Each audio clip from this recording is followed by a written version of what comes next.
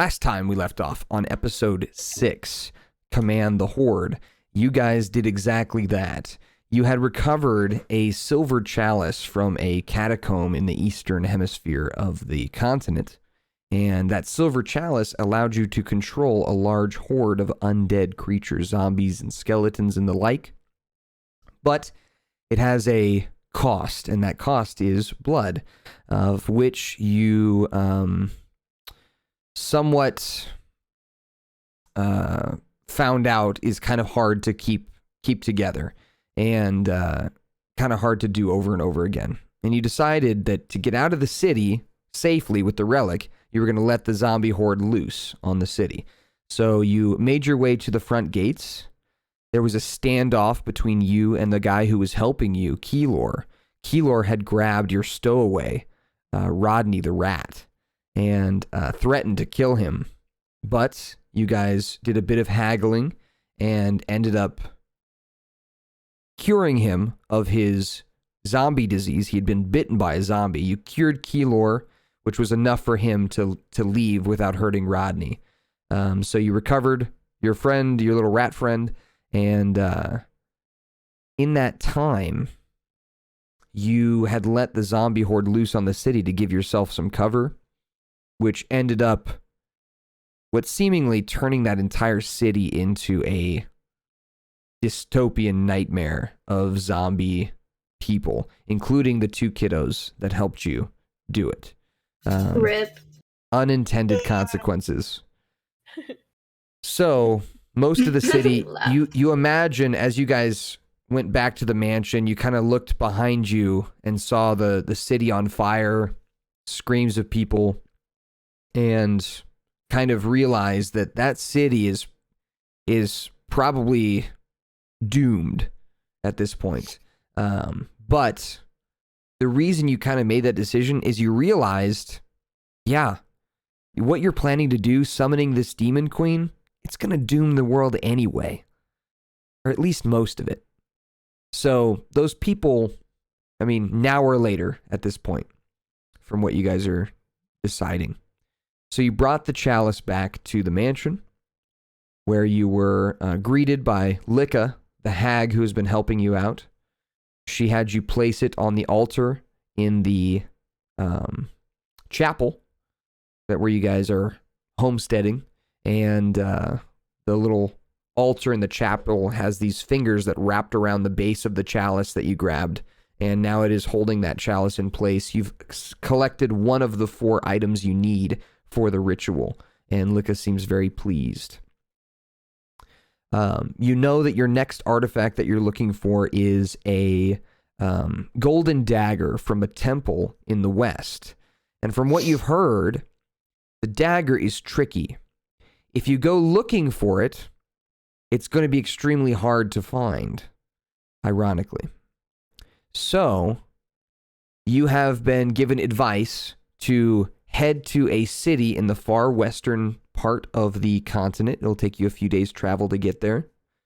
And once you get there, stop looking for it, and it'll probably show up. That's kind of the trick of this dagger. It is one of the relics from the trickster god of the world, the continent, the world that you live on, one of the original creators, and it was his dagger. He's a tricky guy with a knack for messing with people. So finding the dagger is not going to be easy. And with that, we're going to pick up here where you guys are just waking up from having slept and recovered all of your HP, your spells, everything else. If you haven't already, click the long rest button up at the top of your character sheet. You wake up in your rooms at the mansion, and you hear the sounds of clanging pots and pans and a few kind of high-pitched voices. Ah, hey, put that down, hey, put that down, ah! From the kitchen. As you wake up, you're kind of rubbing your eyes, yawn, and that's where we're going to pick up. You know your next place is to head to a city in the west. You can do any kind of preparations that you want to get yourself ready. And what would you guys like to do as you wake up? You start hearing those noises from the kitchen. Probably the little goblin guys that run the kitchen. That's what that is. Maybe we should see what the noise is all about. I'm down. I mean, I'm kind of annoyed. Woke us up. Yeah, it definitely did wake you up. I'm in a really pissy mood. I'm like, oh, what is this again? Come on. All right. So, I hate this keyboard so much. I'm sorry. Give me 1 second. Let me put on the right music. We gotta set the scene. All right. All right. You guys wake up. You head downstairs to the kitchen, and there you see the two goblins kind of both holding on to a spatula, and they're arguing over it. Hey, let me have that! No, it's mine! It's mine! No, I want it! I want to flip the eggs today! No, I'm flipping it! And they're just arguing back and forth, like holding on to the spatulas, and they both stop as you come in. They look at you. Oh, hello, ladies! He yanks the spatula out of the other one's hand and holds it up. Got it! Eggs? He points his spatula at you guys. We should probably see what the eggs look like first, because last time I ate something in this kitchen, it was not that good. All right. Yeah, I'm Roll me a chilling. perception check, everybody. Roll me a perception check. You'll do that on your D&D Beyond character sheet. First roll of the day, Wow. natural 1. Yeah, this is gonna be a fun day. Hell yeah. OMG. All right. With these rolls, I would say as you look over on the oven, you see in a pan some eggs that are somewhat green, and they have a few hairs in them, but they do look cheesy. Got a decision to make. What? No, absolutely not. I'm fine, thank you. I'll eat it. No. I'll pass. Hard pass. Hard pass. The goblin looks over at his own creation on the oven. He's gonna roll a perception check. He sees the hairs in the eggs and he goes, "Oh, sorry." He picks them out of the pan. Better now? No. What the hell? Ugh. What? Do we have to like eat this, or is there like literally anything else? You can go find your own food. You can make your own food. Okay, I think we can make our own food. Well, I mean, we're all healed up. I mean, I think we should maybe talk about kind of what just happened and how there's dead children and zombies. So, But I mean, like, or we could just eat breakfast. Like, it doesn't really matter to me. as you say that, the goblins, they kind of get quiet and furrow their eyebrows. One raises their eyebrow, the one who doesn't speak as much, and he says, "Do you want us to leave?" Yeah. Don't want to see your faces. Get out of here. That one just nods his head and grabs the other one by his shirt collar and pulls him out of the kitchen, leaving the eggs on the oven to burn unless somebody moves them off. That's disgusting. Can we just like not let that burn? All right, so you move the pan off the burner. Just set it on the So counter. Who's the chef out of us? Because it's not me. Yeah, that's a good Should question. we roll that? I Um, don't know if I'm good. so if you want to see who would do the best cooking, well, you could talk about it as your characters. You could decide as a group kind of who you think would But I mean, be the like, best some cook. people say they're good cooks. Mm-hmm. I mean, I don't really know if they're good cooks. Mm-hmm. If you all were like cooking your own dish right now, I would have you all roll a different, like, you'd all roll the same check and whoever got the highest, but like to just know who would start cooking the best without actually doing it would just be you guys talking about it. So you guys can just decide as a group, like, Oh, who you think would be the best. okay. I think personally I would be the best. Just saying, because of my ego. Okay, you know what? I trust you. Oh, Can you okay. make us food? Yeah, Ah. actually, you are the best, so make us food. Yeah. I mean, now that I'm thinking about it, kind of lazy, but sure, I guess. So you open up the icebox, you see some eggs, you see some ham. The eggs do look strange though. They they have like scales around them. Oh.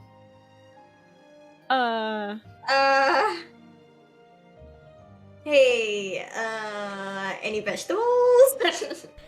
Just eggs and meat in the ice box. Perfect. Not a great place for growing vegetables up here, and you know these guys don't really go to town very often. I mean, like, what kind of egg are we talking? Like, just because it has scales doesn't mean, like, it's necessarily bad. Like, you know, maybe your friend came out of a scale. Like, you don't know that. Roll like, me a I'm nature a check. lion lady. Like, come on. Roll me a A nature what? check. Nature check. Nature.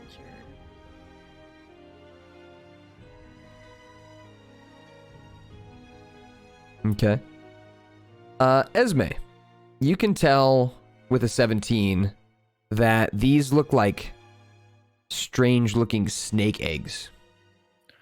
Oh no, they're not giving us Perfect. snake eggs. All Like, right. but well, not like a shout out regular to- snake, like a weird-looking snake. As if snakes aren't weird enough, you know? Armless, legless, danger noodles. You know what? I say we just don't eat here. We can just eat in the city, or I just don't trust the ingredients in this kitchen. Nope. You know what? Yeah. You know, as a... Yeah, I agree. Okay, cool. Let's get the fuck out of here. All right, so you guys exit out from the kitchen, and as you exit out, waiting in the main entryway is Gilgore, who is sitting on his butt with his legs kind of spread out in front of him, and he looks like he's playing with some blocks. He looks like he's playing with like some wooden blocks, and he looks up. This is the big flesh giant. He looks up, and he says, "Oh, good morning." Good morning. Hee hee. Are you leaving again? Do Yes. you want us to? He kind of just looks down at his blocks and fiddles with them a little bit. You mashing bugs with those? What? I said you mashing bugs with those? No. He smiles, kind of like looking down. Ew. That's gross. Okay. Well, do you guys want to, like, maybe start looking for the next item and see what we have to do? Yeah, absolutely. Because we're well rested. I think we're pretty chilling. Okay. So this would be like kind of pretending like you're in a video game. This is like your hub world right here. This is kind of like you're choosing your level kind of thing. So you would do all your prepping before you go to the city in case something happens on the way there or when you get there. So what kind of prepping do you guys want to do beforehand? Like, do you want to, for example, do you want to like go down to the town below Dimwood and look for any kind of poisons or potions you might be able to find? You could go searching for new weaponry, or sometimes they have a market that comes through Dimwood because it's that kind of the middle of the forest, so a lot of people come through there. You might be able to check that out. You're still somewhat wanted down there in terms of not by the police, but there seem to be like some mobsters down there that have a bone to pick with you, but you killed most of them. So that would be the only reason to not do that, I guess. Okay. There's also the library down there and the library upstairs. So you got the library with your skeleton friend upstairs in the mansion here, or you have the library that you got the infernal books from down in the town below as well.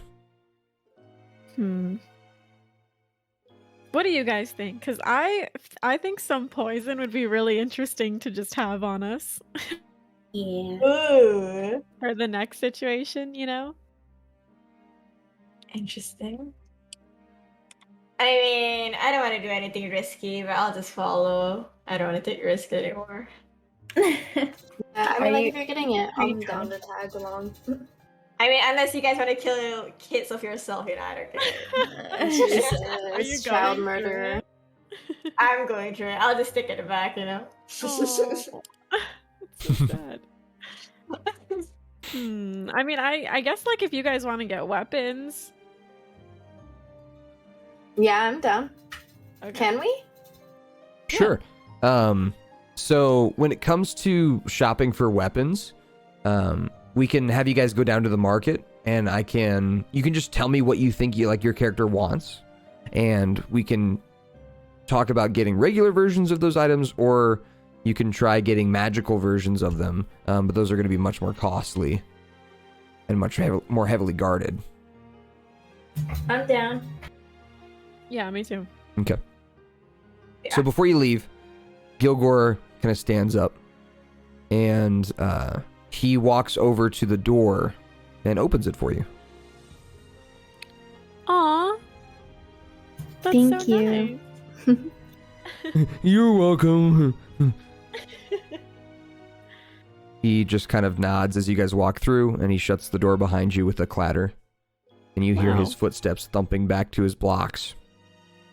As you guys are walking down the pathway, one of the stones kind of comes up in front of you with the little eyes peeking through, and you see Rodney kind of put his elbow on the walkway in front of you and kind of like in your way, is just kind of staring at you all, and he says, "What, you guys gonna leave without me? Can I come? Hey." Every time you come with us, there's some type of issue. Last time, you almost got us killed. Oh, come on. I also helped, right? I mean, that is true, to be fair. Come on, guys. What do you say?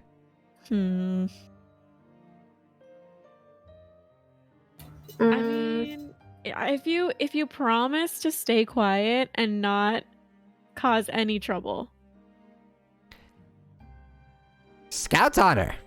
He raises his hand up. I say we let him, because last time he came in handy. Motherfucker, you aren't even in the scouts. You could roll an insight check if you want to see if he's lying. Okay. Wait, what check again? Sorry? Insight. Insight. Got it. Yeah, he's lying through his teeth. He's not going to be quiet, and he's probably going to get into trouble, but that's what he does. You really You know can't what? trust anybody. Yeah, I don't care. Yeah. But if you are loud, I will literally take one of your teeth out of your mouth. Yeah, Roll me we'll an chop your intimidation tail off, check too. with advantage. So roll twice, take the Okay. higher number. You can hit shift and Intimidation, click right? intimidation. Yeah, hit shift and then click intimidation. There you go, 16. Okay. Oh, okay, sure. Yeah, no problem. I can do that. He gets out of the hole that he's in and sets the stone face down in the walkway so that it's back in its regular position, and he climbs up. We'll say he'll climb up Leanna's shin. What? He's looking around for the little bag that he was in last time, and he's like, "Do you want to put me in the bag, or can I just chill on your shoulder, Leanna?" I mean, I guess. Shoulder's fine. It'd be cool. It's like you're a parrot. Like you could like talk sometimes. Maybe actually don't talk. Don't talk. Oh, do you want me to be like a parrot? Nope. Don't. Nope, don't. I will literally kill you. I will literally kill you. Oh my god! Oh my god! I know in other parts of the world they eat rats, so we can go do that right now. I'll take you there. So My neighbor. he kind of zips his mouth after he looks over at Violet, who's giving him the death stare. He seems intimidated for sure. And you guys finally kind of make your way out of the mansion and out of the courtyard of the mansion, leaving behind the rest of the members of it, which take you out into the open walkways and pastures that lead to the western hemisphere of the continent. It's a few days' travel, and during that time, the landscape goes from kind of barren and swampy to a more greenish, wheat-filled crop area, farms and pastures, things like that. You see wild horses running around. You see a lot of open area and not a lot of trees in this part of the world. You see some windmills that have been put up, some farms here and there. A few farmers unknowingly just kind of give you a smiley wave like your regular adventurers just passing through. They wave at you. And you see in the distance, about still maybe one more day's travel, a large city, probably one of the largest on the continent. This city's name is Pitrow, the lost city of marble. And Pitrow, the lost city of marble, is it's a party city. It's a place people go to spend money and party, get drunk, have expensive food, go on castle tours, pretend that they're royalty, all those kinds of things. And it's kind of like, you would imagine like medieval Las Vegas, okay? A lot of gambling. Yo. Yeah. And as you see it in the distance, you see these like large magical spotlights kind of going back and forth. The sun is setting. You're still about a day's travel out. And you need to find a spot to rest. There are a few options that you can pick. One is you can just rest in the middle of the road, which could be dangerous if people are passing through. You could rest in the crops out in the like the open crop area. There's just like wheat crops is what they are, wheat and corn in this area. Or you could go further into the crops to a farmhouse. There's two farmhouses, one on your left, one on your right. And you could ask either of the farm on your left or the farm on your right, if you can spend the night in their place. Those are kind of your options. I like the idea of a farm. Yeah. I I agree. agree. Oh, Jinx! You owe me a soda. Oh my god. All right. So, what did you mean by farm? Like, you want to go to the farmhouse? Yeah. Okay. I don't know. I like farms. I kinda Which see it as one? Do you want to little go to the animals there. left or to the right? Left. Okay. So as you guys take a left into the wheat fields, you make your way to a small little farmhouse with a light on, like a torch light inside, a lamp light, I should say. And as you approach, you already hear behind the door of the house somebody getting up, and you see the lantern light move. Again, it's getting pretty dark out, so you see the lantern light move from one part of the house to the door. And there is a little window on the door that has a little shutter that is opened up, and you see a young woman. She looks like she's a human, maybe in her mid-20s or so. And she looks out the window and she says, "Can I help you?" I'm gonna nudge Violet. Me? Yep. How's it going? "Hello, are you lost?" No. Nudge. I'm not. Okay, I'm gonna nudge you. You're nudging Leanna. So Esme's nudged you, now you're nudging Leanna. Yeah. Oh my goodness. I did not get enough sleep last night. No. I do not want to talk to this woman. What's up? I mean, no, but I don't think it concerns you what we're doing if we are lost. I mean, if we are, like, why do you care? You're on my property. Is there a reason you've approached my house? Oh, I thought this was empty. It is not. Okay. Well, I think we should restart this. And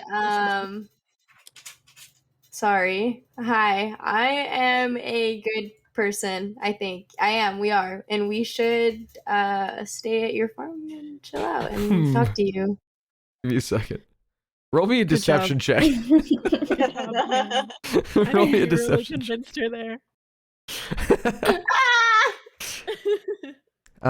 She kind of tilts her head a little bit as she looks at you, and she furrows her eyebrows. You don't seem like you're a good person. She's looking at you, and she says, not only is your voice quivering, but there's blood on your shoe. I hit Angelic really hard. Like really hard. Like Juniper? now it's her turn to talk. Or Juniper, yeah, really hard. Hey.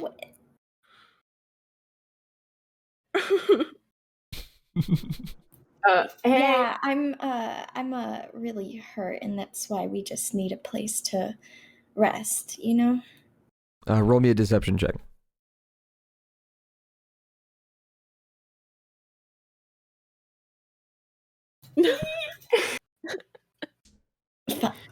We're Okay. the shyest villains I've ever seen. Getting a better look at this woman, she kind of opens her door a little bit so you can see her. She has kind of pale colored skin she's got a tattoo going down her neck from like where her jaw is to where her breast is, and it looks like a set of doves flying downward. Each of the doves is holding on to like a different item. As you're looking at them, go ahead and roll me perception checks, everybody.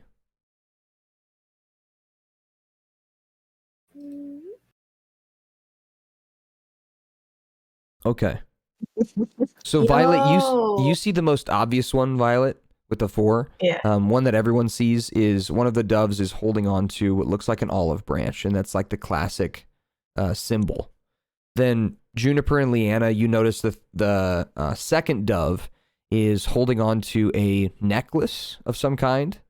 And then Esme, you see the smallest dove closest to her neck is holding on to what looks like a disembodied hand, like a cut off hand, with a marriage ring on it. Oh. And she kind of looks at you all who are looking at her, and she says, she kind of uses her blue dress that she's wearing. It's kind of like one of those southern belle dresses, and she covers up the tattoo a bit. And she says, you are not hurt, I can tell. And you are not good people, so why have you come here? The city's that way. You want to go gambling or killing people or whatever it is you do.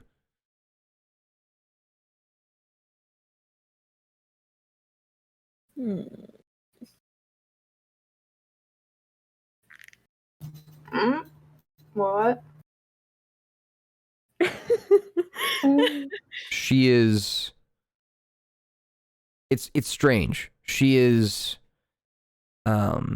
She can tell you're lying to her, but she's not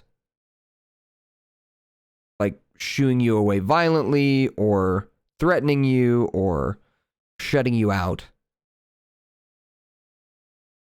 Okay, that's cool. So she's like us. Yeah. But she is telling you the city's that way, assuming that you're here to ask for direction. She still doesn't know why you're standing on her doorstep. Should we just be honest? Yeah, probably. Yeah. Alright, I'm done talking to this woman. You guys, your turn. Your turn. And I go scared. Okay, well, a little fairy me, just gonna walk up to her.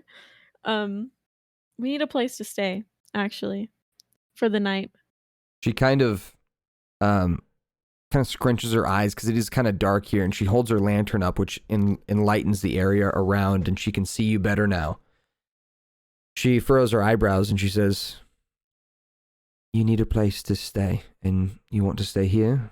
She kind of looks behind her in her little humble abode. It's a small farmhouse, but it would fit everyone.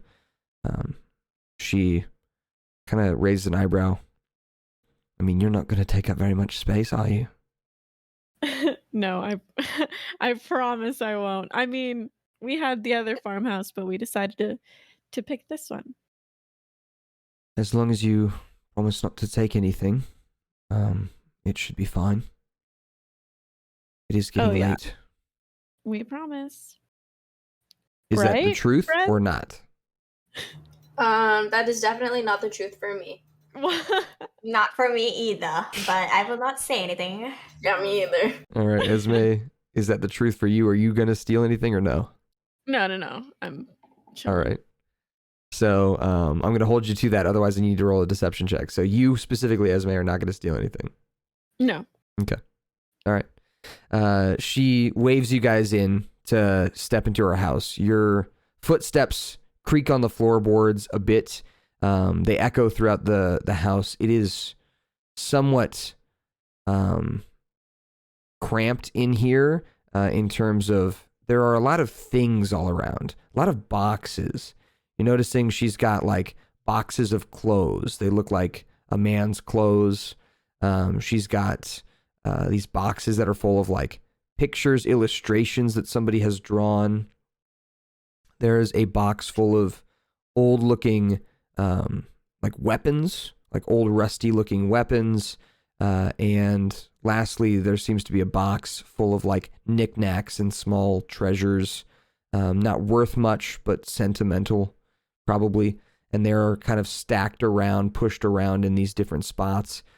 As she waves you in, she goes back to where her little kitchen area is and turns on her oven, which has a pot on the top of it, which looks like it's boiling some water. And she says, "Can I get you all any tea or anything?" I'll take tea. I'll take some tea. Yes, please. Me too. Okay. She gets out some of these fancy looking tea leaves and crumbles them up into this little basket, this tea basket, and closes it up and drops it into the boiling water. And as she does, she heads over to you guys who are kind of looking around, or some of you may have sat down. Before I go onward, would anybody like to do anything? It's a 1-story ranch with a family room that's like there's a place to sit down, like a living room basically, a kitchen, and then what seems like 2 bedrooms off to the left, and that's about it. It's not huge. It's just a small place. There's a bathroom as well. But for the most part, it's a pretty small little ranch. And there's a lot of dust everywhere. Doesn't seem like she's cleaned in a while. She is quiet and reserved for the most part, and skeptical, obviously, of you, but she's giving you a chance. But she says, "Can I help you guys with directions or questions about this area?" As you guys are looking around, what do you guys want to do? Do you want to look at anything? Do you want to see if you can find something good to steal? You want to look around for clues to what her life's about? Anything you want to do? Can we ask her about why everything is in a box? Sure. So what do you say? Yeah, what do you say? I'm just gonna be like, "So, lady, are you moving soon, or like, what's up with these boxes?" She laughs. "You don't have to call me lady. It's Isabella. But I had a husband who passed away recently. So I'm figuring out what to do with his things." That's crazy. Not really. Sorry. Not really that crazy. People die all the time, don't they? I guess. Jeez. She Yeah. she kind of like rubs her arm a little bit, just kind of a nervous gesture. She says, "What are you all doing in these parts? You're not from around here?" No. on a little vacation to the city, but we walked a long way, so we just wanted to rest for the night. Okay, so you are headed to the city. Yeah, just to, buy some things. I see. Well, By the way, you wouldn't happen to be like a chef, would you?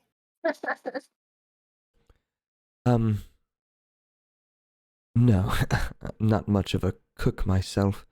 But I can cook.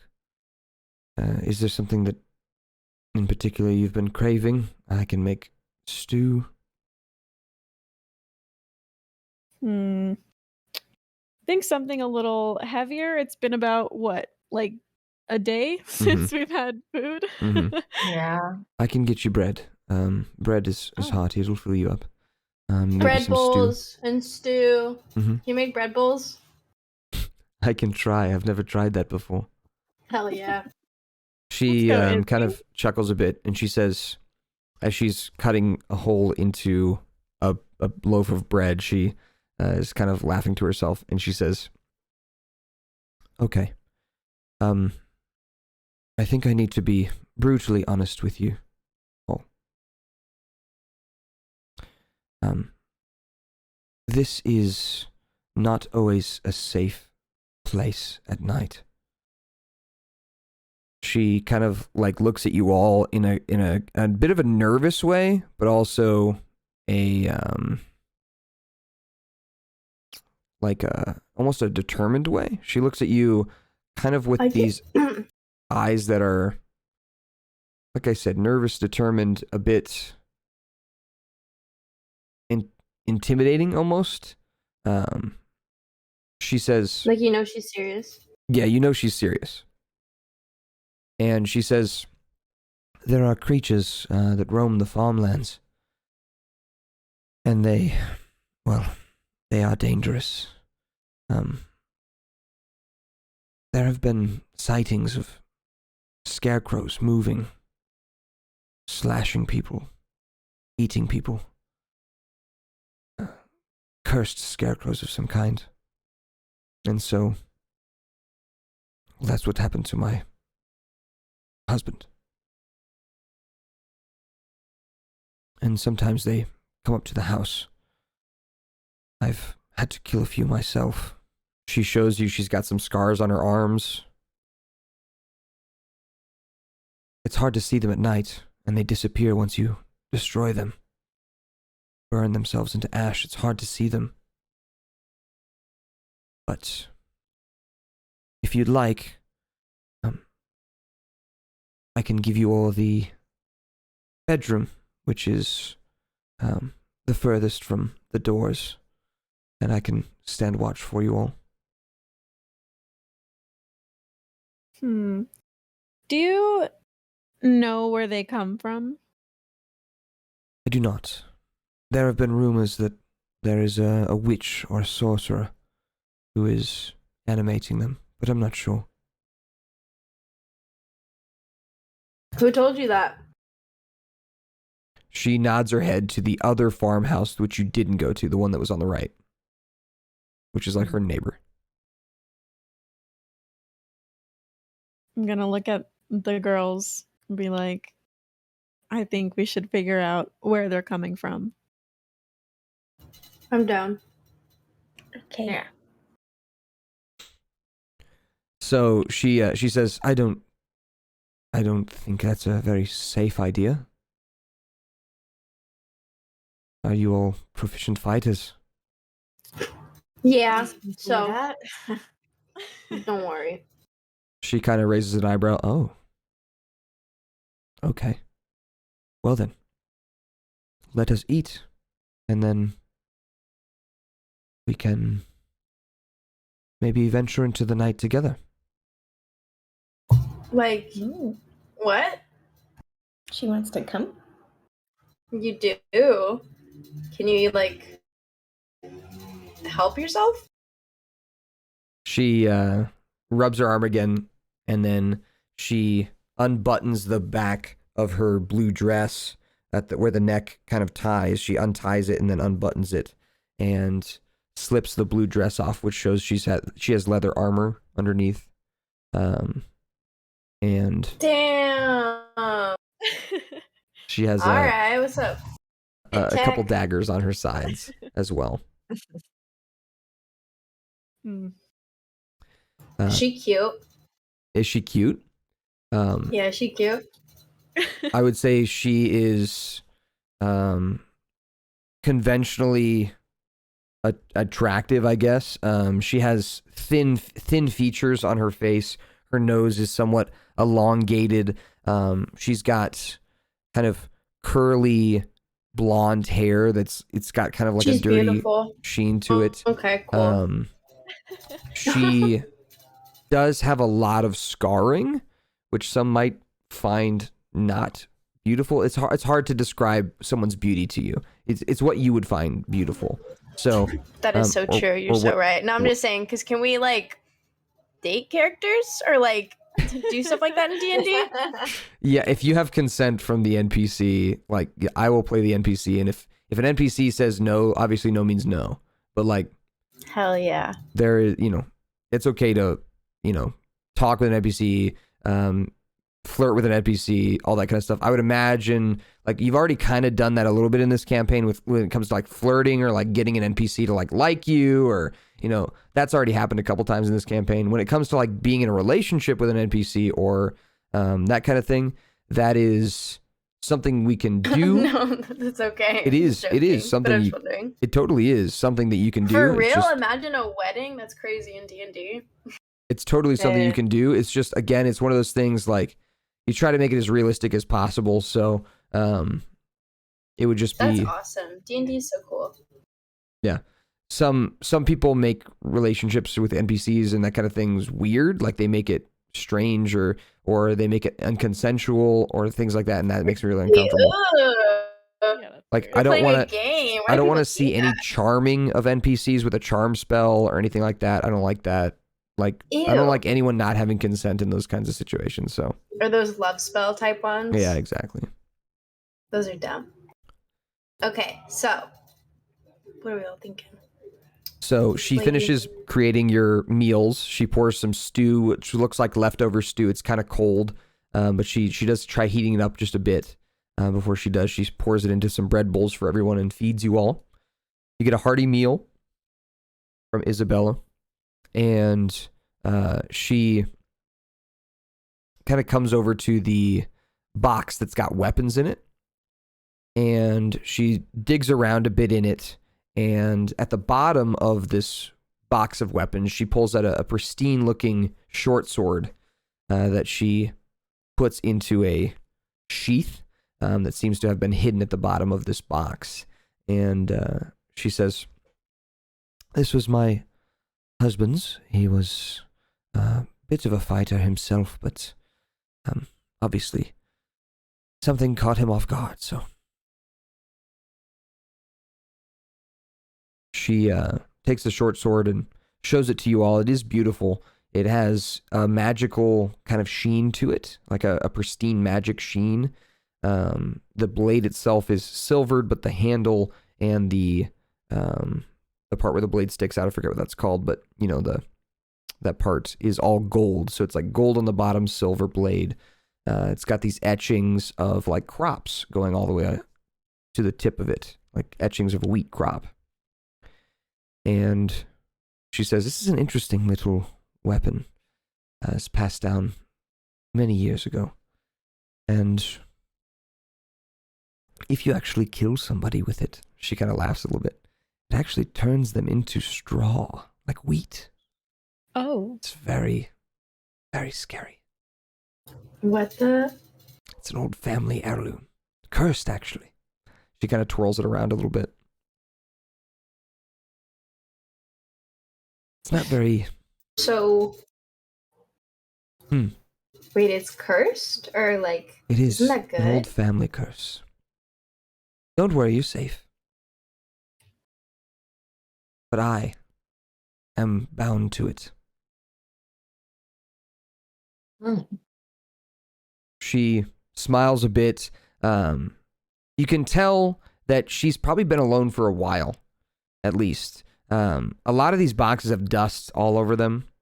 And from what you've seen so far of Isabella, she seems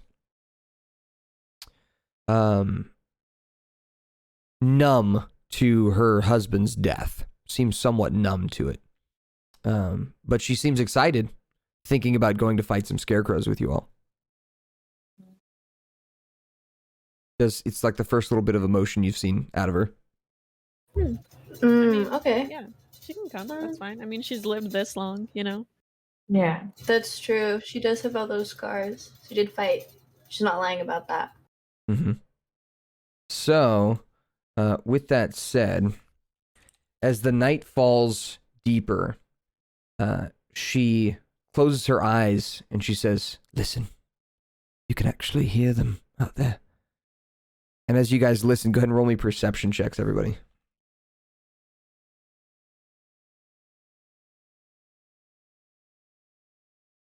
Sad.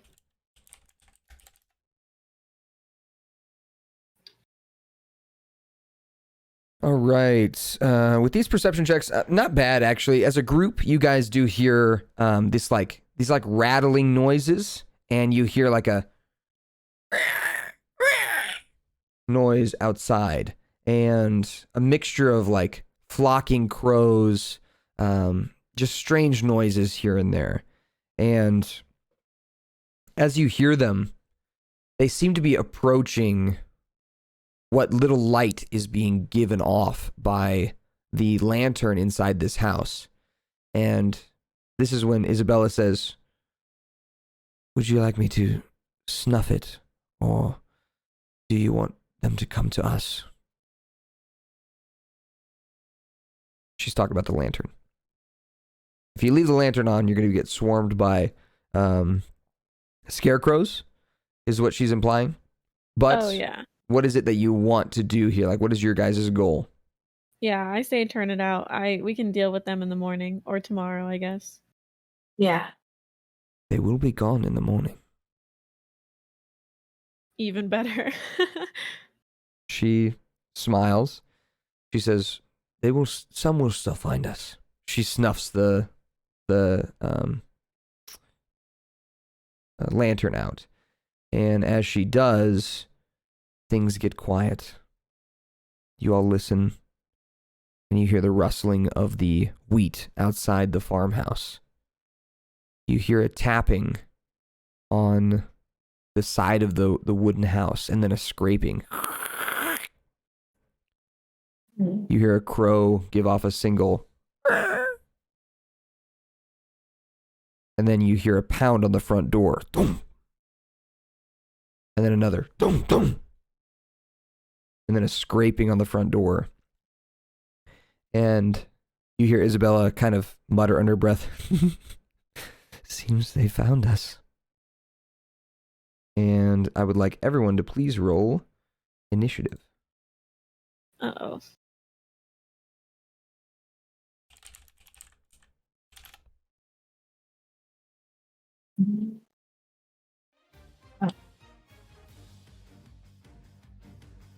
Wait, am I blind? OMG, I hit the wrong thing.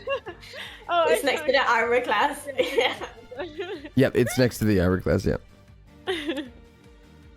Wow, good initiatives, everybody. A lot of 16s. Nice. Yo, it's crazy.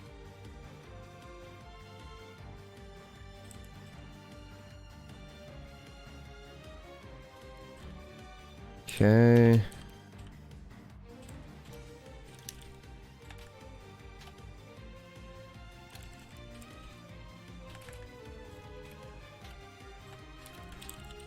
All right. So up first, this is going to be what we call theater of the mind. Theater of the mind. So we're going to do it in your heads. The only thing you need to know is that you're in a one-story ranch, and all of the rooms are accessible to you in one turn. You could run to any of the rooms. You've got a kitchen. You're all standing in the living room right now in front of the front door. There's a kitchen behind you. There's bedrooms to your right.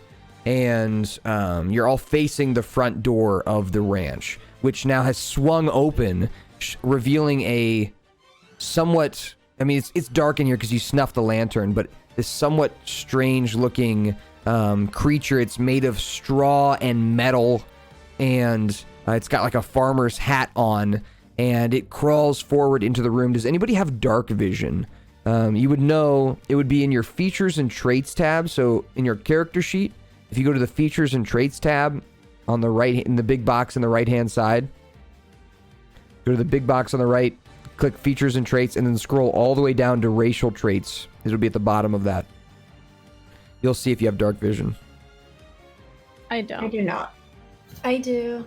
I do. Okay, so who had it? Sorry? Me, Juniper. Juniper I have it and... as well. Liana. Okay. So Juniper and Leanna, you get a better vision of it. This is obviously why Isabella hasn't seen this creature yet. Like, can't really describe much of it to you because she's human. She doesn't have dark vision. And she doesn't want to keep the lights on at night normally because that will attract a bunch of them. But they do once in a while find her. And so she fights them in the dark. And so she didn't really know what it looks like. But you get a good look at it. It's got like overalls on. And it's got straw coming out of all different parts of its body. Its hands are made of like metal scythes. And it looks like it's crawling forward, like scraping its way into the room. It's letting off this horrible screeching noise. And it seems like it's actually like writhing, like there's creatures inside of it, like kind of moving around in the hay. There's like these, it's hard to tell what they are, but they look like black creatures moving around inside of it. And it crawls its way forward and is going to slash at Isabella, who's kind of standing up front. It brings its claw across and attempts to slash at her with a 15 to hit, which is going to hit her for a total of 4 points. 4 points of damage. So the scarecrow is now kind of on top of Isabella. It brings its claws across and they dig into her chest area. She puts her hands on its wrists, pulling it away. It kind of falls backwards into one of the tables of the living room, and that's going to bring us to Juniper's turn. There's a scarecrow in the room with you attacking Isabella, and you can see there's another one like kind of coming around the corner of the front door, like about to enter. Oh boy. So I need to assist. I need to help. Mm-hmm. Do I just want to attack it normally, or? Up to you. You've got spells, you've got attacks. You guys haven't slept yet, so after this battle, you'll get a chance to sleep and recover all of your spells and everything. Well, I don't think there's stones anywhere. No, but you can... you could... I'll let you use, like, one of the... like, for example, like, there's, like, random buttons of her husband's just laying around. Like, you could do that. Ah, I see. I'd allow you to do that. So I will throw the magic stone at Okay, it. so you grab one of the buttons out of one of the dusty boxes. It looks like a farmer's button you'd put on their, like, their overalls or their jacket, and you activate the magic stone on it, making it into a weapon, and you chuck it. Go ahead and roll the magic stone attack. Esme, you're on deck here, so start thinking about what you want to do. Okay, 11 is going to miss the scarecrow, so the button kind of goes wide and crashes into into one of the walls, splintering it a bit. So that is your bonus action for your turn. You still have your action if you want to try and go up and hit it with your staff. Apparently I have a dart. I have never used that before. You could try throwing a dart at it. Okay, I will do that. Yeah, 23 is going to hit. As you throw the dart, it hits the scarecrow right in the forehead. Go ahead and roll the damage for the dart. 8 piercing. Very nice. I think that's like, is that max damage? That is max damage. So, let's go. You hit the creature in the forehead with the dart, and its hay kind of splinters out of the way a bit, and it lets out a noise. And right now you're standing like kind of about, we'll say 6 or 7 feet away from it. Did you want to move backwards into the house, kind of towards the kitchen? Do you want to move forward to the front door? Do you want to move into one of the rooms and hide? Or do you want to stay put kind of in the living room? I'm going to stay put for. All right. Esme, you're up. You're kind of floating next to Leanna, who's at the back of the room right now, kind of near the kitchen. You're about 10 feet away from the scarecrow attacking Isabella. And then there's another one coming through the front door. Okay, can I go to that one? Go to the one coming in? Yeah. You fly forward to the front door, and you see a scarecrow coming in. It's got its hands like these scythe fingers wrapped around the door, and it's kind of coming around the side. Gross. Okay. I want to use my sword. Okay. Go ahead and roll your sword attack. Okay. 19's going to hit. Go ahead and roll damage. All right. So this is just going to be 4 piercing. You're not going to get the sneak attack for this particular attack. As you go to stab it, the creature, you kind of stab its face a bit, and you get a big chunk of the straw off. As you stab Esme, roll me a perception check. Okay. Because you're feeling the inside of this scarecrow as you stab it, like so you can kind of feel what's inside. With a 15, you can tell that there are creatures crawling around inside this scarecrow. They are literally crows. There are crows inside the scarecrow, like controlling it from the inside. And they start letting out these screeches as you stab them. Gross. All right. Did you want to move from your current position? If you move away, the scarecrow is going to get an opportunity attack on you. Unless you want to... You still have your bonus action and you're a rogue. So you could disengage as a bonus action, which lets you get away from this creature without it attacking you if you want to fly away. Yeah, I'll do that. And then can I tell everybody else that they're crows? Mm-hmm. Okay, yeah. There's freaking crows inside of this hay. Like, the crows are controlling it, y'all. Just kill the crows. All right. Ugh. So you disengage and fly away back towards... do you want to go into one of the bedrooms? Do you want to go back to where the kitchen is? Do you want to fly over to Isabella, where she's being attacked by a scarecrow? Yeah, I'll go back to Isabella. Okay, so you fly over kind of near where Isabella is. Yeah. And that's going to take us to Isabella's turn. She takes out her sword and slashes at the scarecrow, leaving more hay than when she slashed because it's that cursed sword. So when she slashes, it creates hay around the scarecrow. And she rolls a 22 to hit for a total of 8 points of damage. And she does get sneak attack because she's got an ally. It's going to be a total of 15 points for the turn on the scarecrow. And that's going to take us to Leanna's turn. Violet, you're on deck. Okay. Leanna, you're by the kitchen. You're about 10 feet away from the first scarecrow that's next to Isabella and Esme. It's like in the living room, like fighting them in the living room, and screeching and making weird noises. And then there's the other one that's at the front door. It's about to come in. I'm gonna go at that one, and then I want to hit it with a warhammer. Okay. So you run up to the one at the front door? Mm-hmm. All right. Roll your warhammer attack. But actually, the birds, the crows. But I mean, like, this dude's coming in already. I gotta take him out first.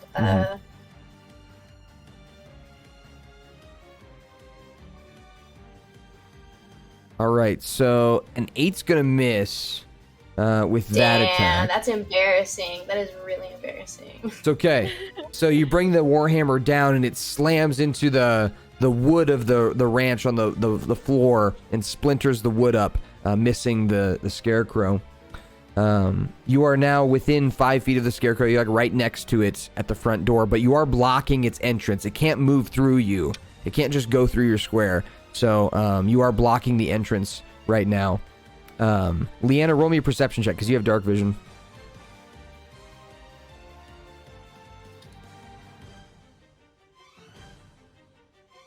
$22. Oh, good. Okay, so immediately in the front door, like right in front of you, you see the scarecrow that's like about to slash at you. But then behind it, you see 2 more glinty-looking scarecrows rushing through the wheat, coming straight at you. And they look like they are pretty close, like maybe 50 feet away. So they're rushing. There's 2 more rushing in. So there's a total of 4. And that's going to take us to Violet's turn. So Leanna, you're the only one who knows that, by the way. You're the only one that knows that there's 2 more coming. Okay, well, I guess. Okay, yeah. You can shout back if you want. Okay, cool. I let them know. Okay. Hey guys, skeletons. All right. That's So it. Thank you very much. you let your group know. Leanna shouts back that there's 2 more scarecrows coming.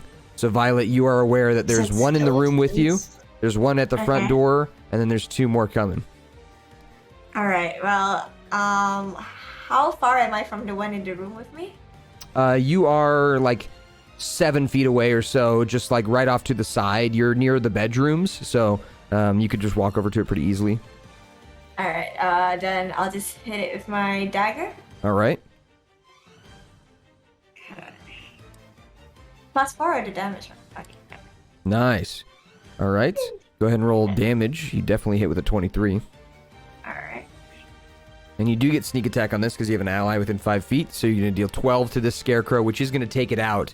As you bring the dagger down on top of the scarecrow and cut down it falls to pieces. The crows inside all fall to the ground. Tum, tum, tum, tum, tum. And then as they do, they burst into flames and disappear. God damn. Okay. And that is your action for your turn. Do you want to move anywhere? You could move back into the kitchen. You could move over into one of the bedrooms. You could stay put there in the living room that you're in. Or you could move towards the front door where Leanna is. Yeah, I'll move towards the front door where Leanna is. Okay, so you're standing behind Leanna, ready to back her up, which brings us to the Scarecrow's turns. The one that's at the door is going to attack you, Leanna, with a 19 to hit. What is your armor class?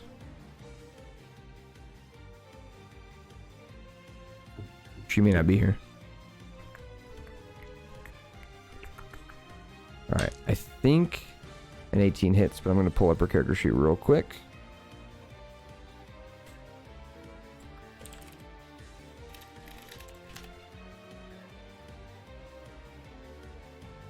Alright, so let's see here. Elegant Evil, Leanna.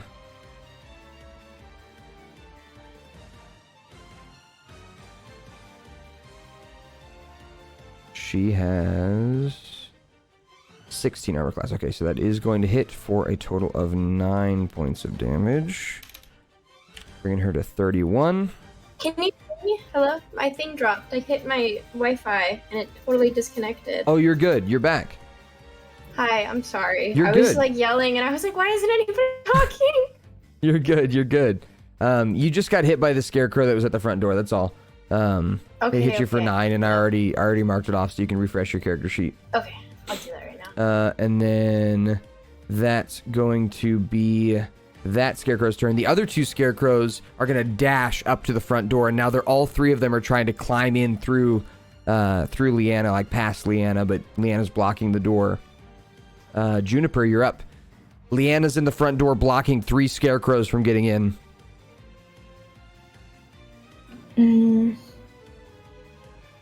They're letting out horrible cacophony of noises. So, am I able to help her with the same thing with the dart? Because that Yeah. seems like the only, reliable thing right now. Definitely. Okay, so I will throw the dart. Throwing the dart. A 10's gonna miss as you throw the dart. It and sticks into the wooden wall, the door frame. And then I think that's your action for your turn. If you want, you can move a little bit closer so that you are right behind Leanna, or you can move backwards if you want to move kind of away from the door. Up to you. Yeah, I'm gonna move closer to her to help her. All right, so you're all kind of backing Leanna up. Leanna's holding the line. Esme, you're up. I want to.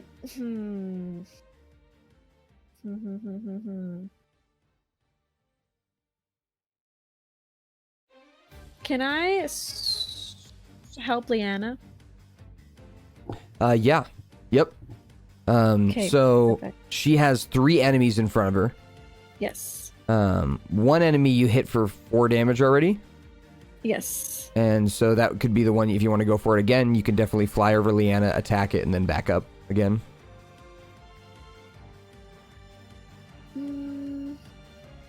Okay, yeah, we'll do that one. We'll just finish that one. All right. You do get sneak Or attack on this attempt. too if it hits. So go ahead and roll your attack. Okay.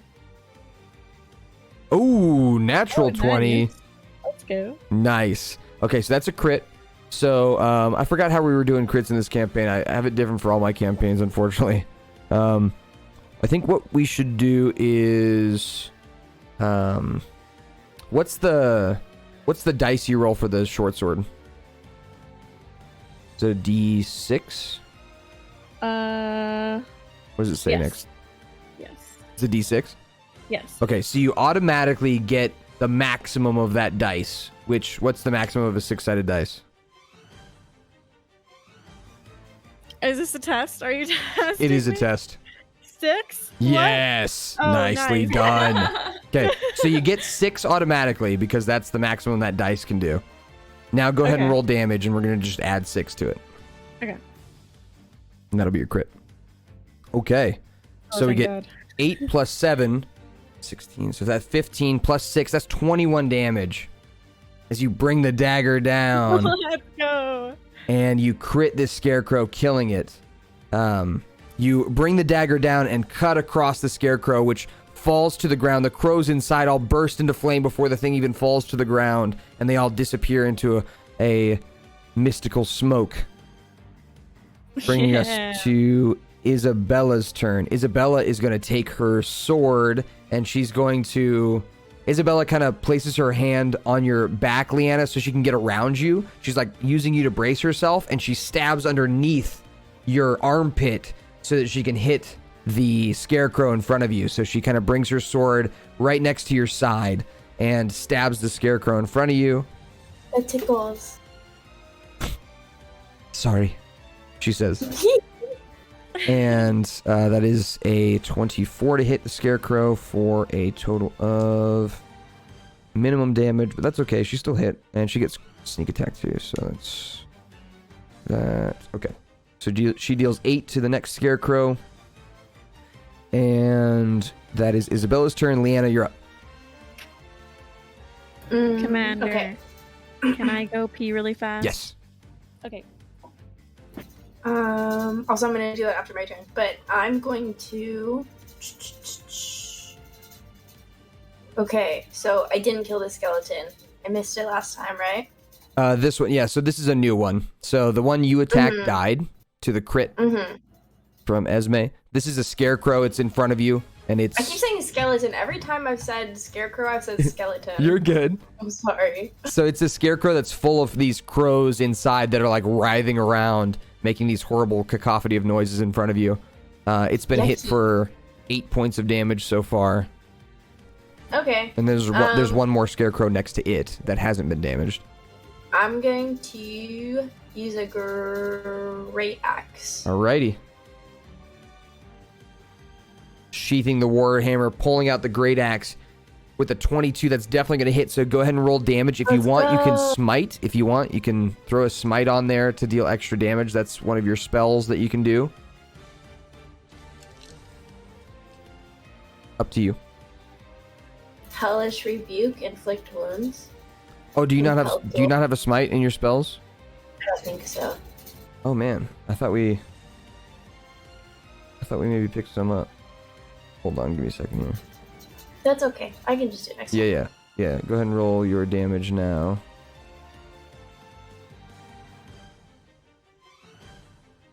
Oops. Oh, I guess compelled duel's the spell that you know. I don't know what to hit. I accidentally thought I Oh, didn't it's go. because I'm we have a gonna hit it negative again. 1 charisma for you. Oh, yikes. That's why you have so few spells. But you do have Yeah. Divine Smite, I think, which is just something that everybody gets if they're a paladin. So let me make sure you have that. Yeah. Okay, so it says when you hit with a melee weapon attack, you can expend one of your spell slots to deal 2d8 extra radiant damage to the target if you'd like. So if you want, you can spend a spell slot to deal an extra 2d8 damage here. You're doing 7 right now. You could deal up to 16 more. Okay, I'll do that. Can All I right. do that? So go to your spells tab and click on one of the boxes next to first level so that we know that you've used up one of your slots. Okay. Did that? Mm-hmm. All right, last thing you got to do is roll the 2d8, and the way you do that is in roll 20, where your rolls show up, type /roll, and then 2d8. /roll, and then 2d8. Space 2d8. Yep. That.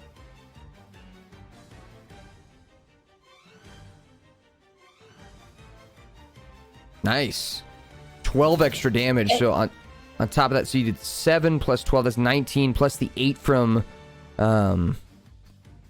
Isabella is going to take out that scarecrow.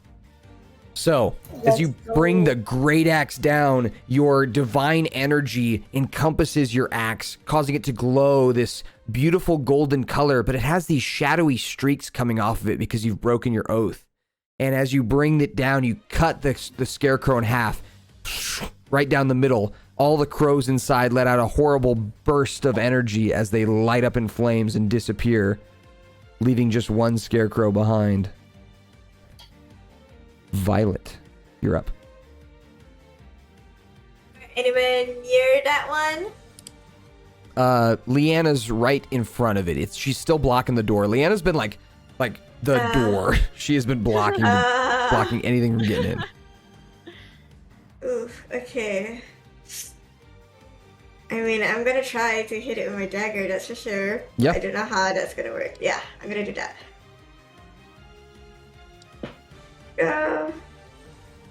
Whoa! Yo, what are these rolls? Okay, so roll your damage and then add 4 to it because that's the maximum damage that the dagger can do. Okay, so we got 8 plus 4 is 12. Oh my god, you're a crit. You get extra sneak attack too. Oh god. I'm so sexy. What are your sneak attack? You get 2d6. So we add an extra 12 on top of that. So a total of an extra 16 damage on top of the 8 that you did here. Yeah. So that's, what's that? 8, 16, 24? Oh, You did 24 damage in one hit? Okay. oh my god. Oh my You god. kill it in one hit. So how do you want to kill it with your dagger? It looks like a humanoid person, but made of straw and has these like metal claws. Oh my god. Okay, can I be dramatic and like flip my dagger before piercing it? Yeah. You do a flip Yeah. of the blade, catching it by its handle and bring it down on top of the crows, which as you bring it down into the head of the creature, its head explodes into flames, and then you bring your dagger down again, hitting more crows, and they all burst into flames, and you bring it all the way down like you're ripping down some drapery, and you cut the whole thing in half. Yes, that's so hot. And the sounds of crows and scarecrows kind of dissipate into the background as Isabella kind of brushes herself off, and she says, "Oh, that was much easier with all of you here." Oh, we should be quiet. She kind of hushes herself, her breathing. She shuts the front door quickly with a thump, and she pushes everybody back inside. Is everybody okay? I think we're all good, right? Will live. I think Leanna's the only one that got hit for 9. Yeah. And then Yeah. Isabella got hit as well. So she's kind of licking her own wounds, wrapping them up in bandages. She scratches her head a bit, and she says, "Well, you all did very well. Now, I'm curious. Why are you all really here? Because regular people don't fight like that. Curiosity killed the cat. She raises an I eyebrow. died. Okay, fine. You don't have to tell me. Get some rest. I think we're safe for now. But be warned. If you travel outside this house this night, those scarecrows will swarm you. So be careful. I'm going to bed. Good night. She walks off, shuts the bedroom door behind her, and leaves you all in the living room together to get your own rest. Are you guys going to sleep, or do you want to do something different? Did you guys want to steal or? Oh, maybe we can look around. I mean, like, she's asleep. What does she know? Yeah, true. Okay. I mean, unless Liana wants to take a short rest. Yeah. All right. So, in this time, as you guys are hanging out in the rooms that are available to you, go ahead and roll me. Well, first, tell me what you guys want to look around for, and then I'll have you roll me checks depending on what you're looking for. So, I yeah. want no parts in the thievery, but I will be on Violet's shoulder, of course. Okay. All right. So you'll be an accomplice. I see. I want to look for something that's not really insanely valuable, but something that has value, but she won't notice it if it's gone. Okay. All right. Yeah. Roll me an investigation check. Okay. Okay. Okay. All right. 13. You find.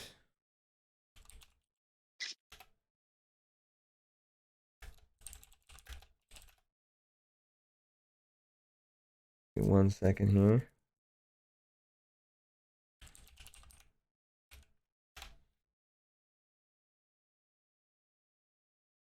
All right, you find in one of the boxes,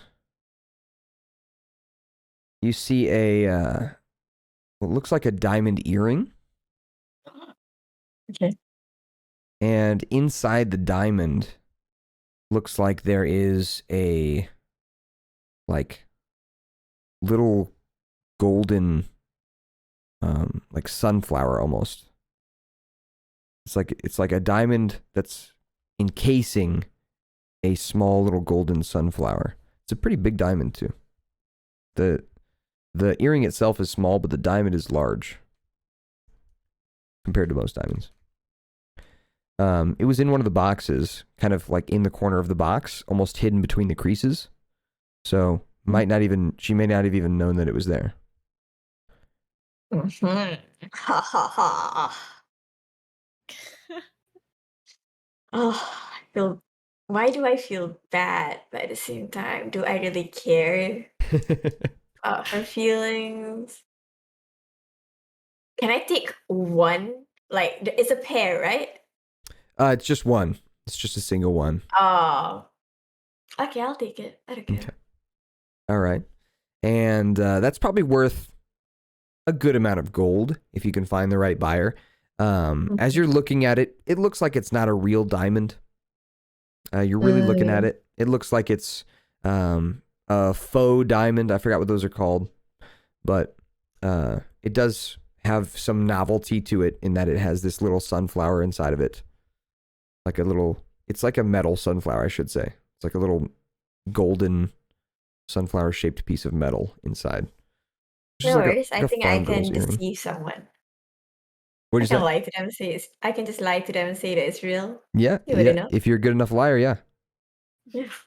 Oh, I am, baby. All right. I love the confidence.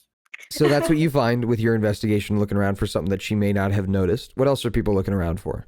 Even if you're not looking to steal something, are you looking for anything else? Oh. Does she have any books? Yeah. Is there a particular kind of book you're looking for, or do you want to just roll a general investigation check for any book? I want to see if she has any on like esoteric stuff, like certain stuff you might not find in a bookstore. Okay. Roll me a investigation check. Damn. Okay, with a 5, the books you see seem pretty general for the most part, like generally popular books, regular books. You don't see anything super esoteric. Rip. I don't take anything. Okay. And then, Juniper, is there anything that you want to look around for or do while you're in here?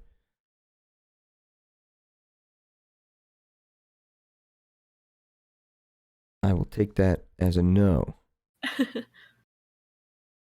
She may not be here, which is okay. It's hard for me to do with the cameras off because it's hard to tell when anyone's here or not.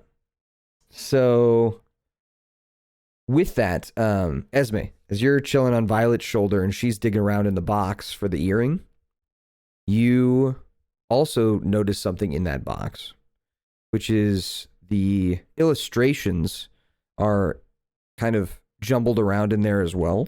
And these illustrations are of her and her husband. And as you're looking at them, she doesn't look very happy in those illustrations. Can I pick it up and look through it like a little more? Yeah. Roll me a specific investigation check looking at it.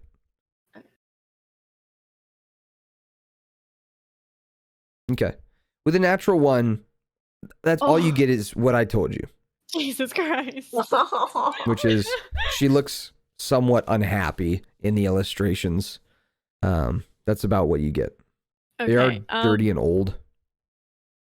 Okay. I'm gonna show them to Violet. Violet, look at this. Let me perceive this. Can I? Yeah. Roll me Oh, no, I accidentally pressed. 5, 5, and 5. These are pretty sweet rolls, everybody. No. Again, as you're looking at it, it looks like these are like commissioned illustrations of her and her husband, where they modeled for them. She does not look happy in the pictures. She looks stone-faced.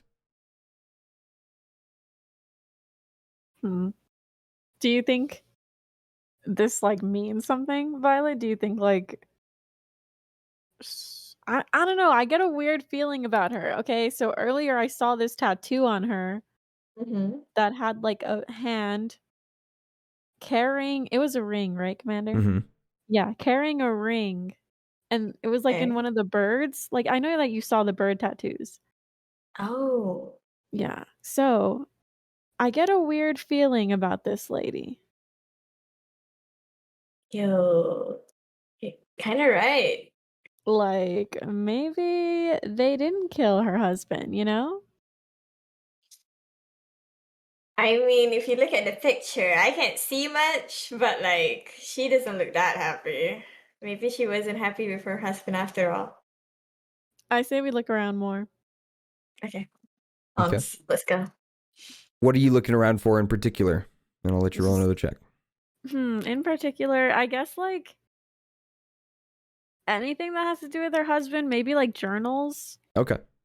Go ahead and roll with advantage an investigation check now that you know what you're looking for. So hit shift and then roll investigation.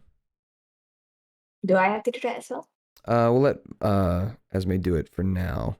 Let's go. Alright. With a natural 20. Yo, 20. Let's go. Okay. Okay, so natural 20. You're looking around for anything that has to do with her husband or what you think might have happened to him. Well, what do you think happened to him? I'll ask that question. I'm kind of thinking maybe she was unhappy for some reason. Maybe she's the one that killed him. Okay. All right. So as you're looking around, you're looking for things to kind of like match your story or match what you think. You're looking for things that maybe show that she was unhappy, those kinds of things, because that's where your brain's at. Uh-huh. So, as you're looking around, the first thing you notice is there is an old looking journal in one of the boxes, and it does have writing that looks like it's from him because he signs off on some of the pages. Okay. His name was Eustace, Aw. and Eustace is writing in common, just the regular person language. He's just writing about the harvest, the seasons. You can kind of tell based on his descriptions of the weather at what time of year he was writing it, and all of these different journal entries lead up to an ending point where each entry that gets closer and closer to the end talks more and more about how much hardship they're having with the harvest. And then he has an entry where he mentions like he seems scared almost in the entry. He's like, the entry reads, I don't know what's going on. The crops are all dead. Isabella isn't herself.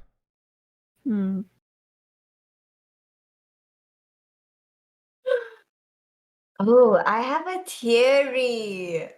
It's a game theory. What if, like, you know how the crows are controlling the scarecrows? Yeah. What if, like, they're doing the same thing to her? They're controlling her. Yeah, I don't know how that would work, but it's just a theory, you know? But yeah, Wait. Okay. No. Actually, that does make sense. right. Ooh. Damn, these birds are powerful, man. Interesting.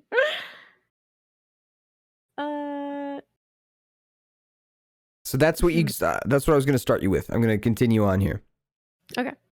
Okay. The next thing that you find is you see another portrait. This one, the illustration, I should say, another illustration. This one's kind of crumpled up and partially ripped. And it looks fairly like tattered and dirty. So it's been around for a while. And it depicts him and her, but in a much brighter way. They seem happier, and they seem like they are enjoying what seems to be like maybe even their wedding night, because she's in a really nice, beautiful wedding gown, and he's in like a farmer's tuxedo kind of look. And she looks bright and happy in the illustration. As for what this means, you can kind of decipher that yourself. But I will say there is a small, with your natural 20, I'm giving you this, there's a small, as you're looking at the illustration, you kind of look past it with your eyes towards the ground, and you can see on the ground, there is like a small part of the wood on the ground that is a bit darker than the rest of the wood. It looks a bit stained. So as you're looking at this illustration, you're like, oh, that's nice. And then you look past it to the ground that's beneath you, and you can see that there's like this kind of stain on the ground, but it's very, like, it's been scrubbed and scrubbed and scrubbed.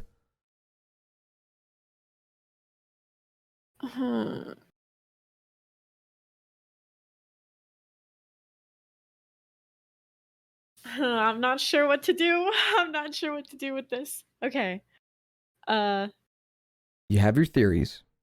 Yeah, I'll just point it out to Violet and be like, I don't know. I mean, she looks happy here. But maybe as time went on, something crazy happened to her. She also mentioned, like, I don't know if this has anything to do with it, but she also mentioned that people have theories that, like, a witch is controlling the monsters. Ah, true. Very So, true. yeah. I also just finished the Netflix show You. So very into the, not gonna spoil, never mind. Yeah, I know what you're talking about. But yeah, I can see that happening. Especially since she barely has emotions. Usually when someone is being controlled, they can't really control the emotions. Okay. What do you think about this stain? Like, is there any way that we can figure out where it came from? Wait, let me check. Oh, this is gonna be risky, but like, I don't know if this will work. You know, just a suggestion. But what if tomorrow, when she wakes up and we meet her, what if I try to link our minds and try to talk to her telepathically? Because if she were to be controlled, she wouldn't have like actual thoughts now, which like she would be able to speak in her mind, no? Oh, you're actually so smart. Yeah. Right. That makes sense, right? Yeah. Mm-hmm, mm-hmm. Yeah, that does make sense. Okay. Yeah, I'm down to do that. Honestly, this affects us in no way, but I'm so nosy. Now I need to know. Okay. Yeah. So, Let's try. you're gonna go to sleep and wait for the morning to come. Yes. Wait, Violet, I think you should put the diamond back. Oh, you're right. Okay, yeah. For now, I'm for too now. scared. I'm too scared to take it now. Yeah. I'll put it back down. For now, at least, you know. All but- right. So you put it in the box. You Yeah. guys head to sleep. Yeah. Before I do that, Leanna and Juniper, did you want to do anything before you go to sleep? Do you want to No, I think I'm investigate good. anything or say anything to anyone? No. Okay. I'm okay. All right. So, you guys get some rest. As you wake up in the morning, Isabella kind of comes out of her room, a bit tired eyes. She kind of rubs her eyes a bit. Oh, you're all still here. Would you like me to make you some breakfast? Breakfast sounds great. I'm hungry too. Yes. She goes over to her icebox and pulls out some regular looking eggs and makes Let's everyone go. some scrambled eggs. She cooks up some bacon. And as you're all eating, she's kind of looking across everybody. Is everyone okay? You seem tense. Did the scarecrows get to you? Oh yeah, no, they we've get to you? never seen that in our lives, so we're just a little, you know, scared. She laughs. Well, no need to be afraid. They don't come out during the day. Awesome, perfect, cool, great. Violet. Can I try to like ask a question telepathically to her to see how she would respond? Would she respond the same way as she's responding in real life? You can try. Okay. What do you say? Okay. I'm gonna ask something mundane just to see how she would respond. Like, do you have any sugar for the tea? Yeah. So you ask her telepathically if she has any sugar? Just to start, just to kick things off, you know? Yeah. I do have sugar, yes. Do you need some? Are you nervous of asking in front of your friends? A bit. And, you know, can I tell you a secret? Sure. Fuck, I need to think of something. Yeah, I'm actually like a really shy person, you know? Since, you know, I don't since think that's much of a secret. Excuse me? Okay, fine, I'll tell you another one.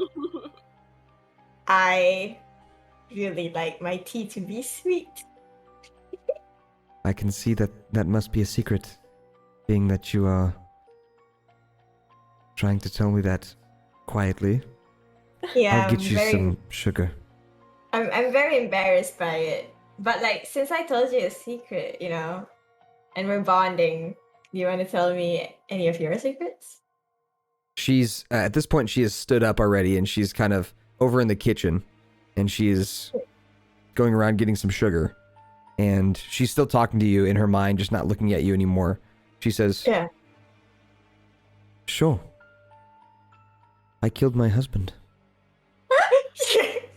What? Let's go. Okay, I knew it. I'm gonna be very calm, like pretend like it's a chill day and I love sugar in my tea.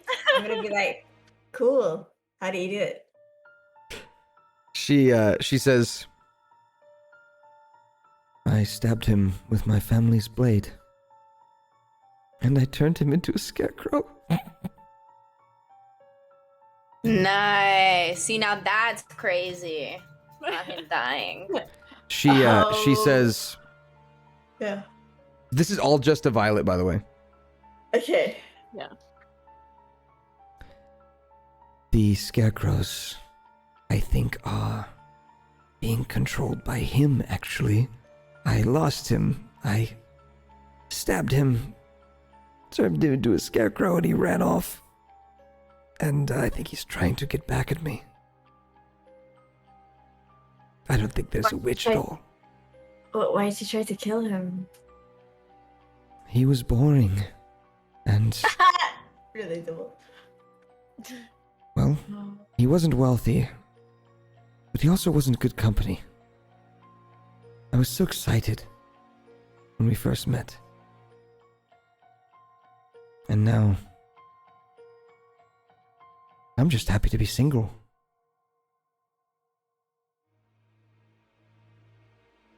Are you telling me all of this?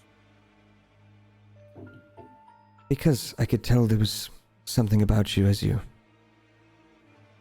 talked with me in my mind. You, your group, you all have menace in your eyes. You're like me, we're the same.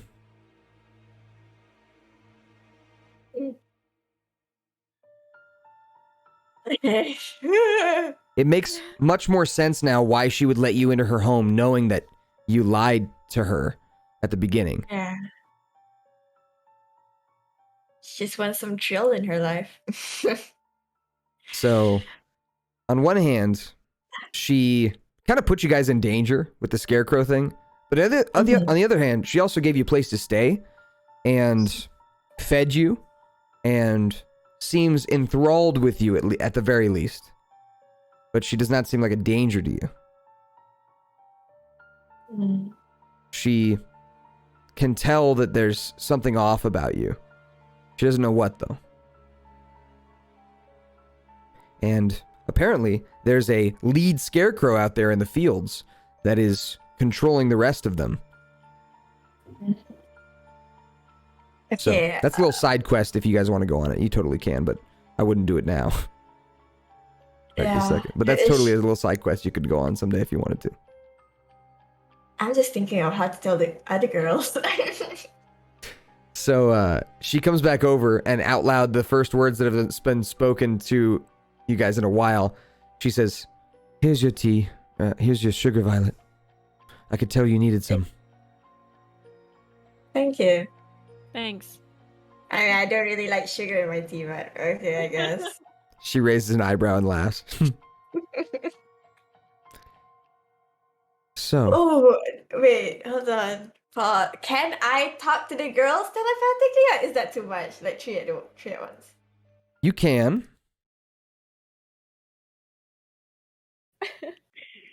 Can I do that? Sure. What do you say? I'd be like, hey yo, What? hey yo, guys, FYI, don't react in real life, but like, yeah, she confessed, and the guy is like the lead scarecrow or some shit like that. But yeah, she seems like she's not gonna kill us, I think, but like she did that. Just saying. Yeah, but yeah, I'm hungry now. You guys are all digging into your breakfast, and Violet drops the bomb that you all heard already. So you're all your characters are now aware of what happened. And Isabel is sitting there in silence, just watching you all talk telepathically to each other. I just imagine all of our eyes just going up Yeah. to her slowly. Like, Yeah. Violet. She says telepathically to you. Yes. Not very good at keeping secrets, are you?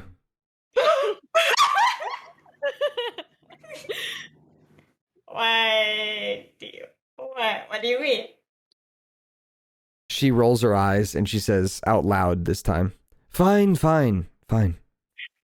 I thought it would be more fun to just let you go on your way and we didn't have to have this conversation, but your curiosity must have got the best of you. Yes, I killed my husband. Is that so wrong? Why? Why did you kill your husband? He was boring. And he was old-fashioned. And I think now that's valid. he's leading a scarecrow army to kill you? It's not my fault this sword does things. She kind of like waves her wheat sword around, this cursed sword that she's holding. Mm-hmm. Girl, we would have killed him if you told us. That's so cool. Like, fuck your husband, bro. Literally. We would have helped You didn't have to do all this. She says, she kind of laughs and holds her sword up and she's like, well, anyway, it's not that big a deal, okay? But I could tell you all had your own mission, your own vengeance to go on, so I thought I'd give you a chance to have some time to rest. That's nice of you. That's so sweet. Well, It was nice having other people with me for one night. I do miss the company, but he wasn't much of it. damn. So Well, I'm sure I'm back to being on my own, but that's okay. It was nice. And actually, killing the scarecrows gives me a bit of a thrill once in a while. oh, okay. So it's not that bad, I guess. And Yeah. it's how I make my money, too.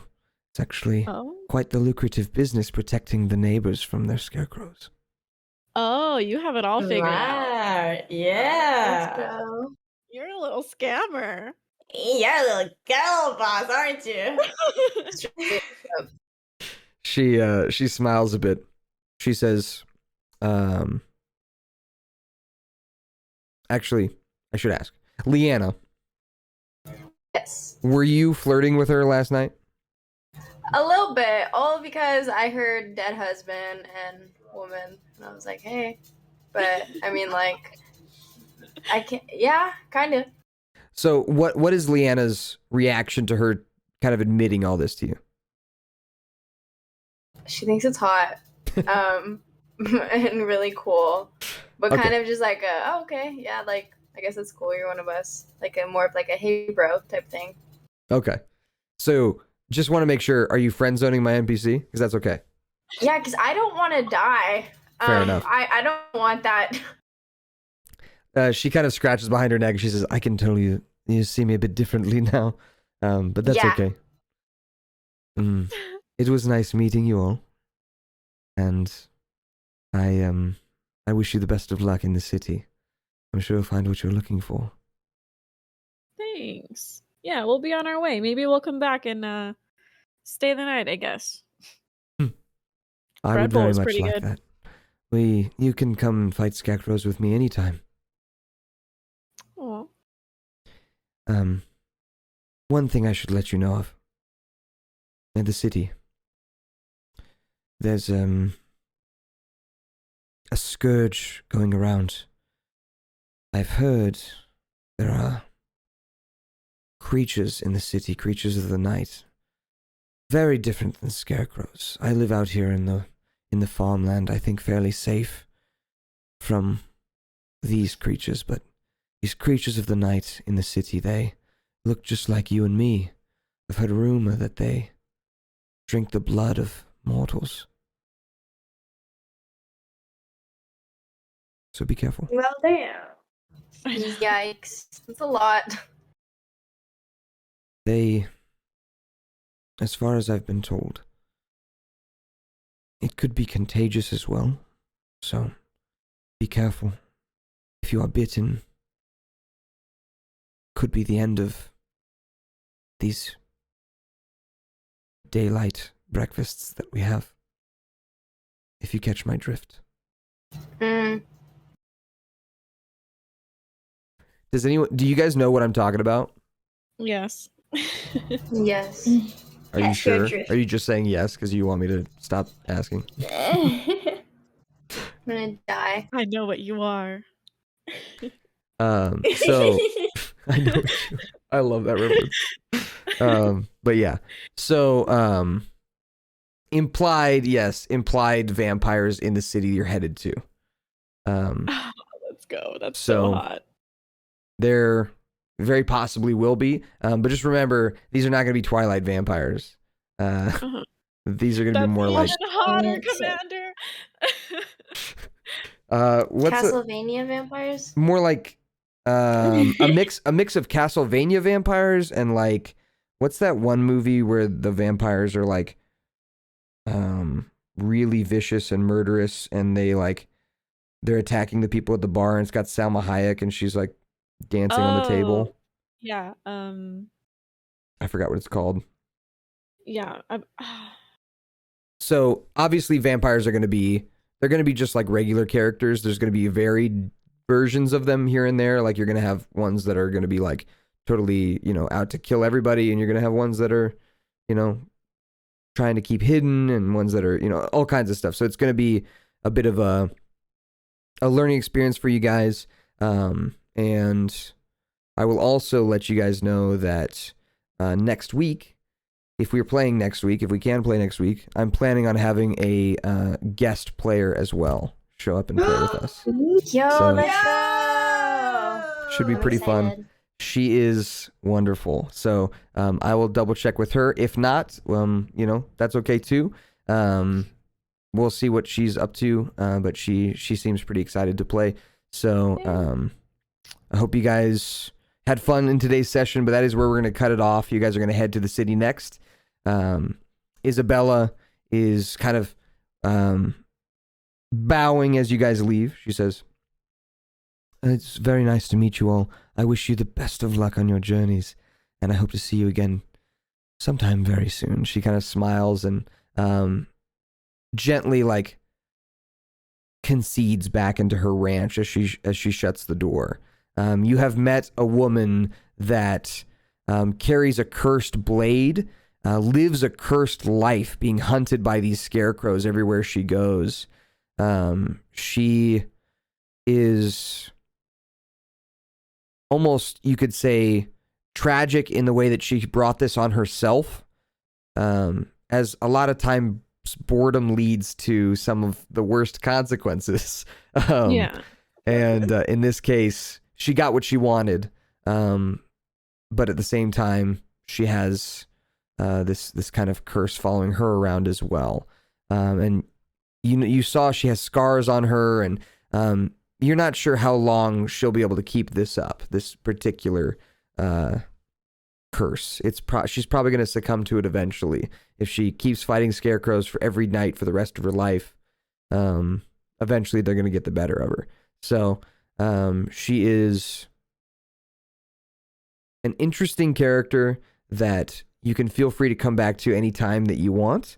And what's cool about D&D is you have cracked open one of the many things I had planned for you guys. You know what I mean? Like you chose the left farmhouse, and that's what was at the left farmhouse. You could have gone to the right farmhouse and find something totally different. You know what I mean? So it's cool that you've cracked open a piece of the campaign, and you can follow that piece anytime you want later in the campaign. If you're like, hey, Commander, we want to take a session and go find the Scarecrow King.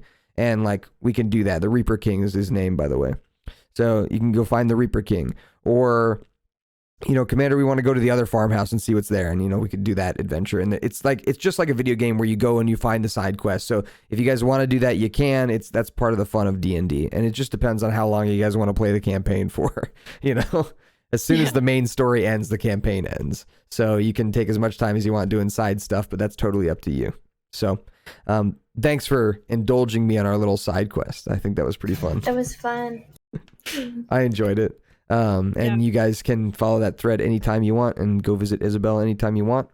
Next session, we'll head to the city where there's going to be lots of cool magic items for you to buy and encounters for you to have and people for you to meet and maybe even a guest player. So it should be pretty awesome. All right. Super fun. Everybody, thank you all for being here. I hope you guys had some fun and we'll see y'all next week, okay?